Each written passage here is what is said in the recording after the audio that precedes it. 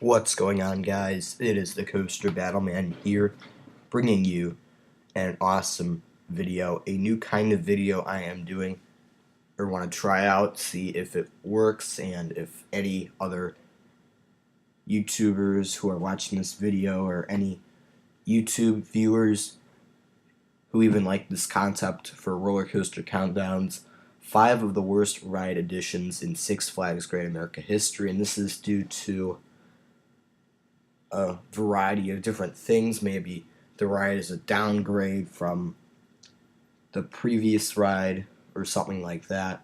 But let's move on to number 5, which is Deja Vu. And this wasn't a bad ride at all. And the only unfortunate thing about Deja Vu is that it just kept breaking down, and maintenance issues was the reason why it was relocated to Silverwood in 2008. So Deja Vu, ever since it's been at Silverwood, it's been a great coaster for them, and it hasn't really broken down as much. But at Six Flags Great America, Deja Vu was definitely one of those rides that just constantly kept breaking down. And that's kind of the reason why it's on this list, is because of the maintenance issues and the fact that it was broken down almost all of the time. So moving on to number 4, we have Space Shuttle America, and I actually got to ride this ride towards the end of its closure, and at one point I used to like it. And then at one point in time I did not like it. So I used to like it, then I didn't like it, and then it was removed. And yeah, that's kind of my story on this ride, and I have ridden it before. I don't really remember what the ride experience was like because I was so young when it was removed, like 10 years ago. But Space Shuttle America, pretty cool ride at the time, like in the early 1990s. But unfortunately, it was removed in 2007 to make way for a nice water park expansion. And this ride was removed due to its declining popularity, which happens to quite a bit of rides that are on this list, as well as higher maintenance costs over the years. So yeah, we're moving on to number 3, which is Z-Force, and this was one of those rides that I feel like was derailed due to probably ride relocation, because Z-Force, it only spent 3 seasons at Six Flags Great America from 1985 through 1987, and didn't really live up to the full potential that it should have had at Great America.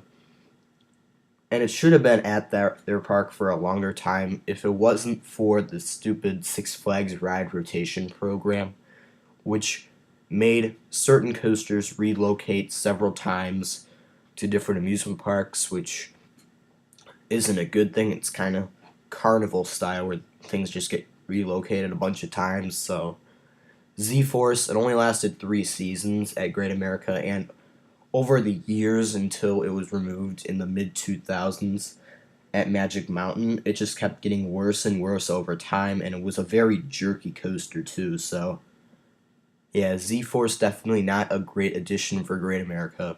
But the good news is it was removed and replaced by Iron Wolf, and then later Goliath came around in 2014, and it's considered a great RMC. So yeah, moving on to number 2, we have Shockwave, and this was, at the time, it could have been one of the best roller coasters in the world. At the time of its opening, it was supposedly going to be one of the best in the world. It was going to be like the tallest coaster out there. It had 7 inversions, 3 vertical loops, a double corkscrew, and batwing.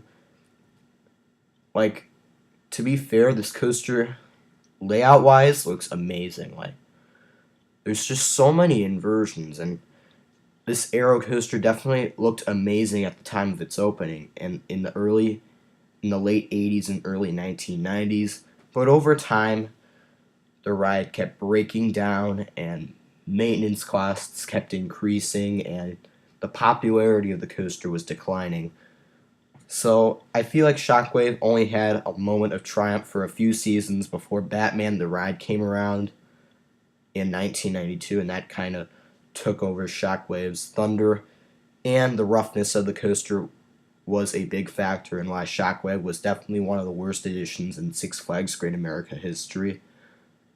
But it did last about 13 seasons, so it didn't last for only like 3 seasons like Z-Force, but it did last for quite some time before its removal in the early 2000s. So, number 1 is the 100-foot tall Superloop, and the reason why it's number 1, it's even though it's going to be a new for 2018 ride, the reason why it's on here is because it's basically a downgraded version of King Chaos. Like, King Chaos, I got to ride it a few times in the 2017 season. I just wanted to try it out, and I really did enjoy it. And I'm kind of mad that it's been removed, and we're now being replaced by this Superloop, which is going to be world's tallest Superloop.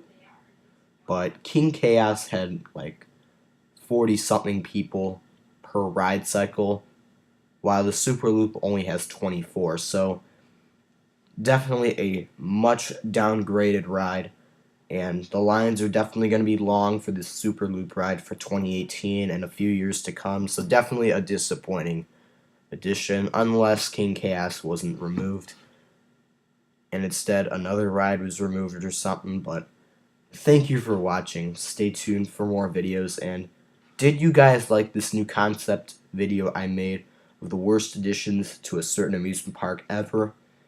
Tell me in the comments below, and stay tuned for more videos.